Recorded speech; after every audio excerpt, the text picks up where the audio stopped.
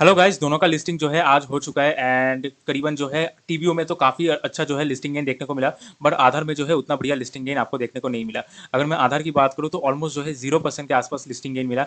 And टीवीओ में जो है अच्छा खासा 55% जो एक्सपेक्टेड था उसके अराउंड ही जो है 50% के ऊपर ही आपको जो है लिस्टिंग गेन देखने को मिला। तो अभी क्या करना है, मतलब किसको होल्ड करना है, किसको सेल करना है। तो जैसे बहुत लोगों का आधार अलॉट हुआ था एंड थोड़ा बहुत एक्सपेक्ट कर रहे थे कि यार 10% भी मिल जाए। तो मैंने पिछले वाले वीडियो में बताया था कि यार 10% भी अगर मिल जाए तो लेके निकल जाना। बट 10% में भी जो है नहीं खुला, पूरा जो है फ्लैट खुला। तो उसमें क्या ही कर सकते हैं। बट टीवीओ में जो है जिनको भी मिला है, को काफ़ी कम लोगों को टीवीओ में मिला है। तो जिनको भी मिला है तो काफ़ी अच्छा गेन देखने को मिला। तो जिन लोगों ने लिस्टिंग गेन के लिए अप्लाई किया होगा, आई होप वो लिस्टिंग गेन लेके निकल गए होंगे। एंड जिन्होंने भी लॉन्ग टर्म के लिए अप्लाई किया होगा, तो मैं यहाँ पे डायरेक्ट स्ट्रैटेजी बता रहा हूँ, तो सुन लो ध्यान से। तो जिन्होंने भी जो है लॉन्ग टर्म के लिए अप्लाई किया होगा, उनके लिए भी मैंने बताया था कि पिछले वीडियो में 30 to 50% अमाउंट जो है, 30 to 50% शेयर, जितना भी शेयर अलॉट हुआ है उसमें जो है बुक कर लेना, अगर 50% के ऊपर अगर लिस्टिंग गेन मिलता है तो यहाँ पे लिस्टिंग गेन काफ़ी अच्छा खासा मिला।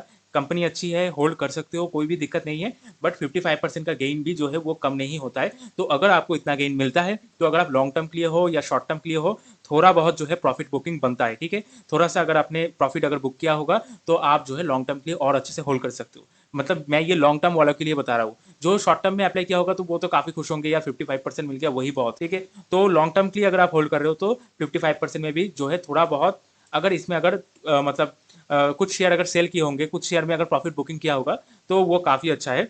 उसके बाद जो है आप होल्ड कर सकते हो उसको। तो थोड़ा बहुत जो है ये स्लो ग्रोथ दे सकता है। तो मैं इसको चार्ट में भी जाके आपको बताऊंगा कि कहाँ तक क्या टारगेट रह सकता है, क्या कहाँ तक जा सकता है। एंड उधर पे अगर मैं आधार की बात करूँ तो आधार में जो है बिल्कुल 315 रुपये का वो था, ठीक है, कट ऑफ प्राइस था। तो उस पर ही जो है लिस्ट हुआ, बिल्कुल तो बिल्कुल भी लिस्टिंग गेन देखने को नहीं मिला। तो जिन्होंने भी आधार पे लिस्टिंग गेन के हिसाब से अप्लाई किया होगा तो उनको जो है कुछ भी लिस्टिंग गेन देखने को नहीं मिला। बट उनको लॉस भी नहीं हुआ, तो ये भी एक चीज़ है। अगर आपने मार्केट ऑर्डर पे अगर आपने सेल लगाया होगा तो कुछ टाइम के लिए जो है मार्केट थोड़ा सा नीचे आया था, तो उधर पे जो है आपको 1 2 4% का जो है वो लॉस हो सकता है। बट वैसे अगर देखा जाए तो आई थिंक मेजोरिटी लोगों को कोई भी लॉस नहीं हुआ होगा। एंड थोड़ी बहुत देर के लिए जो है ये ऊपर भी गया था, 4% 5% के आसपास जो है ये ऊपर भी गया था। तो आप मेरे को कमेंट में बताना कि आपने क्या सेल कर दिया या होल्ड कर रहे हो। देखो मेरा क्या स्ट्रेटेजी रहेगा, क्योंकि काफ़ी लोगों ने लिस्टिंग गेन के लिए अप्लाई किया होगा एंड उनको लिस्टिंग गेन नहीं मिला। एंड वो जो है बेचारे जो है अभी शेयर को लेके बैठ गए। तो क्या करना है, देखो अगर आपके पास फंड लिमिटेड है, मतलब फॉर एन एग्जाम्पल कल को अगर गो डिजिट का आईपीओ आता है, उसके बाद और एक आईपीओ ओपन होने जा रहा है, ऑफिस नाम का एक आईपीओ है, 22 तारीख को ओपन होगा। तो ये सारे आईपीओ में अगर आपको पैसा लगाना है एंड आप सोच रहे हो कि मेरे पास फंड्स लिमिटेड है, तो भाई 2 3 4% अभी गेन पे दिखा रहा होगा, तो वो लेके निकल जाओ। ये आपके लिए एक ऑप्शन हो सकता है। बट अगर आप सोचते हो कि यार मतलब उतना भी इंपॉर्टेंट नहीं है, मेरे पास और भी फंड्स है, कुछ मतलब कुछ शेयर बेच के एंड कुछ शेयर रख के अगर मैं मतलब काम चला सकता हूँ, तो जो है आप जो है इसको थोड़ी देर के लिए होल्ड कर सकते हो। क्योंकि क्यों होल्ड कर सकते हो, मेन रीजन तो ये है कि कंपनी की जो वैल्यूएशन है, वो वैल्यूएशन 22 23 के आसपास जो है वो लाई थी। एंड ये कंपनी अपने सेक्टर में सबसे बड़ी कंपनी भी है, वैल्यूएशन वाइज भी अट्रैक्टिव है एंड फाइनेंशियली भी अच्छी है। मतलब दोनों कंपनी फाइनेंशियली अच्छी, ये तो थोड़ा यूनिक हो जाता है, इस वजह से जो है इसका लिस्टिंग गेन अच्छा देखने को मिला। बट ये जो है मतलब इसमें कंपटीशन है, इस वजह से जो है इसके पहले से ही जो है इसका लिस्टिंग गेन जो है 20% के आसपास घूम रहा था। तो अगर आप इसको जो है होल्ड करते हो तो आई थिंक ये आपको अच्छा खासा रिटर्न दे सकता है। मतलब जो भी लॉन्ग टर्म के लिए इसमें अप्लाई किया है उस उनको तो कोई भी दिक्कत आई थिंक नहीं होना चाहिए। मतलब वो तो और शेयर जो है वो उनको ऐड कर लेना चाहिए अगर आपने लॉन्ग टर्म के लिए अप्लाई किया होगा। क्योंकि 22 के आसपास इसका जो है पी है। हाँ, एंड इसके अगर आप कंपटीटर की बात करोगे तो 48 के आसपास उनका पी है। तो करीब, तो कहीं ना कहीं ये जो है ना नेक्स्ट कुछ महीने के अंदर जो है आपको एक अच्छा खासा जो है वो रिटर्न दे सकता है। तो जिन्होंने भी लॉन्ग टर्म के लिए हिसाब से अप्लाई किया होगा तो उनको इसमें कोई भी दिक्कत देने वाली बात नहीं है। एंड काफ़ी लोगों ने लिस्टिंग गेन के हिसाब से अप्लाई किया होगा बट उनको लिस्टिंग गेन नहीं मिला, तो क्या उनको होल्ड करना चाहिए या बेच के निकल जाना चाहिए। तो मेरा सीधा आंसर होगा, अगर आपके पास फंड है, मतलब लिमिटेड फंड नहीं है, तो भाई आप इसमें होल्ड कर सकते हो, ठीक है। होल्ड कर सकते हो, जैसे ही 10% आपको गेन मिलता है तो उधर पे कुछ अमाउंट जो है बुक कर लेना।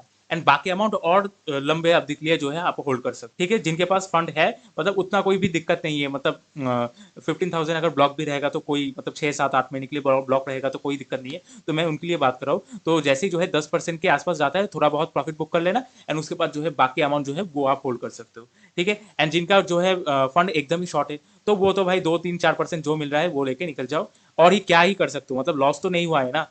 और उससे ज़्यादा क्या ही कर सकते हो, लॉस हो जाता तो और बड़ी दिक्कत हो जाती। बट आई थिंक सही है। बट कंपनी ओवरऑल सही मेरे को नज़र आ रही है, मतलब ज़्यादा कोई दिक्कत नहीं है मेरे को होल्ड करने में भी, क्योंकि मेरे को भी मिला है, मैंने सेल नहीं किया, क्योंकि 0% गेन मिला है। तो पता है ऑलमोस्ट आधार हाउसिंग फाइनेंस की कंपनी है, फाइनेंस सेक्टर की कंपनी है। तो इलेक्शन के बाद जो है ये जितने भी फाइनेंशियल सेक्टर होती है ये रन अप दिखा सकती है, ठीक है।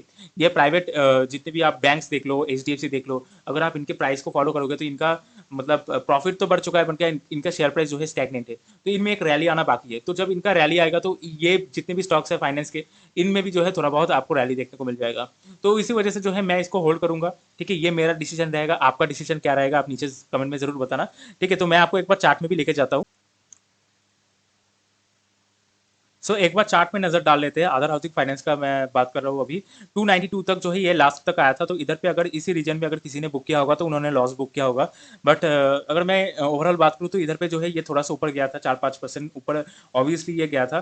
तो इधर पे अगर किसी ने बुक किया होगा तो उनका प्रॉफिट हुआ होगा। बट अगर मैं ओवरऑल बात करूँ तो इस पॉइंट के ऊपर अगर ट्रेड करने लगेगा तो जो है और जो है बुलिश मोमेंटम इसमें रह सकता है। तो अगर मैं डेली टाइम फ्रेम की बात करूँ, दिखा देता हूँ थोड़ा सा। तो अगर मैं डेली टाइम फ्रेम की बात करूँ तो शायद इस रीजन में जो है कुछ देर तक होवर कर सकता है, मतलब ये एक इनसाइड कैंडल में जो है ये ट्रेड कर सकता है, ठीक है। उसके बाद ब्रेकआउट देने के बाद जो है आपको एक अच्छा खासा इधर पे रैली जरूर देखने को मिल सकता है। तो देखो कंपनी अच्छी है, तो उस लिहाज से मैं बात कर रहा हूँ। तो ऐसा नहीं है कि ये नहीं गिर सकता, बट गिरने लायक मेरे को कोई कारण नहीं दिख रहा है, क्योंकि वैल्यूएशन भी अट्रैक्टिव है। तो और क्या ही गिरेगा, गिरेगा भी तो बहुत जल्दी बाउंस बैक भी कर लेगा।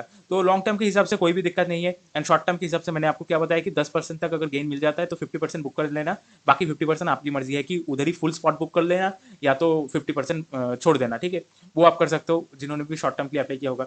एंड जो कि बिल्कुल भी मतलब सिर्फ और सिर्फ लिस्टिंग गेन के लिए हिसाब से जिन्होंने अप्लाई किया होगा, आई होप अगर उनको 4-5% भी अगर उनको मिल जाता है तो वो लेके निकल जाना, और क्या करना है, ठीक है। मतलब फॉर एग्जांपल अभी गो डिजिट का IPO आ रहा है, तो आपको उस पर भी पैसा लगाना है, ऑब्वियसली बात है। तो उस पर आप कैसे पैसा लगाओगे, बाकी उसमें पैसा लगाना है या नहीं लगाना है उसके बारे में मैं वीडियो डाल दूंगा कल के अंदर ही, जो है फाइनल डिसीजन क्या रहेगा तो वो मैं डाल दूंगा। बट फॉर एग्जाम्पल और भी IPOs आएंगे तो उसमें भी तो आपको पैसा लगाना होगा, तो वहां पे कैसे लगाओगे। फंड रोटेशन भी जरूरी है। तो आपके पास अगर फंड लिमिटेड है तो 4-5% जो भी मिल रहा है प्रॉफिट में, जो भी मिल रहा है ब्रोकरेज को हटा के वो देख के आप ले लेना, ठीक है। एंड लॉन्ग टर्म के हिसाब से मेरे को कोई दिक्कत नहीं लग रहा है, तो आप लॉन्ग टर्म के हिसाब से होल्ड कर सकते हो, ठीक है। थोड़ा बहुत पेशेंस रखना, यही बात है आधार में, और कुछ भी मतलब ज्यादा दिक्कत वाली बात नहीं है। अब आ जाते हैं कि टीबीओ में क्या हो सकता है। देखो टीबीओ में भी जो है काफी बढ़िया लिस्टिंग गेन मिला है। तो आई होप कि जिन्होंने लिस्टिंग गेन के हिसाब से अप्लाई किया होगा उन्होंने जरूर बुक किया होगा। एंड जिन्होंने लॉन्ग टर्म के हिसाब से बुक किया होगा उन्होंने भी आई थिंक 20-30-40% कुछ अमाउंट तो एटलीस्ट यार प्रॉफिट मंडे उन्होंने बुक किया ही होगा, क्योंकि 55% भी कोई कम मतलब गेन नहीं होता है। तो अगर आपने लॉन्ग टर्म के लिए हिसाब से भी अगर आपने अप्लाई किया होगा तो थोड़ा बहुत अगर आपने अमाउंट बुक किया होगा तो वो भी काफी बढ़िया हो जाता है। तो ये क्या हो सकता है, देखो इसमें अगर उस लिहाज से देखें, इसमें ऐसे की लिस्टिंग गेन बहुत अच्छा मिला है। तो ये जो है थोड़ा बहुत जो है ये नीचे ऐसे आ सकता है, नीचे आने के बाद इस पॉइंट से फिर से ये जो है एक बाउंस बैक आपको दिखा सकता है। उसके बाद जो है धीरे धीरे धीरे ये 1600 तक जो है वो बाद में जा सकता है, ठीक है। ये इसका प्राइस प्रोजेक्शन हो सकता है, ठीक है। तो अभी जो है थोड़ी देर के लिए जो है कुछ दिनों के लिए जो है थोड़ा बहुत एक डिप मार सकता है। तो ये एक पॉसिबिलिटी है। अगर नहीं मारता है तो और बढ़िया बात है, बट थोड़ी देर के लिए जो है कुछ दिनों के लिए जो है ये कंसोलिडेट तो होने ही वाला है। तो वो जो है वो प्रिपेयर रहना अगर आप होल्ड कर रहे हो तो। एंड बहुत लंबे समय तक अगर होल्ड करना चाहते हो तो कोई दिक्कत नहीं है। तो ऑन एन एवरेज ये जो है कुछ दिनों के लिए जो है ये तो मतलब साइडवेज थोड़ा बहुत रहने वाला है। तो वो तो आप मेंटली प्रिपेयर करके रखो। एंड जो लोग लॉन्ग टर्म के लिए अप्लाई करते हैं तो उनको उतना मैटर नहीं करता, क्योंकि रोज थोड़ी आप फोन खोल के देखोगे कि यार कितना बढ़ रहा है कितना घट रहा है, वो बिल्कुल भी नहीं करना है। वो करोगे तो और ज्यादा वो पैनिक होगा। तो अगर आपने लॉन्ग टर्म के लिए होल्ड किया है तो कुछ अमाउंट बुक करके बाकी छोड़ दो, ठीक है, क्योंकि कंपनी अच्छी है। ओवरऑल कुछ सालों के अंदर आपको गेन ही देखने को मिलेगा। तो वैसी कोई फैक्टर नहीं है। तो ये रहा दोनों का स्ट्रेटेजी। आई थिंक आपको क्लियर एक डिसीजन मिल चुका होगा।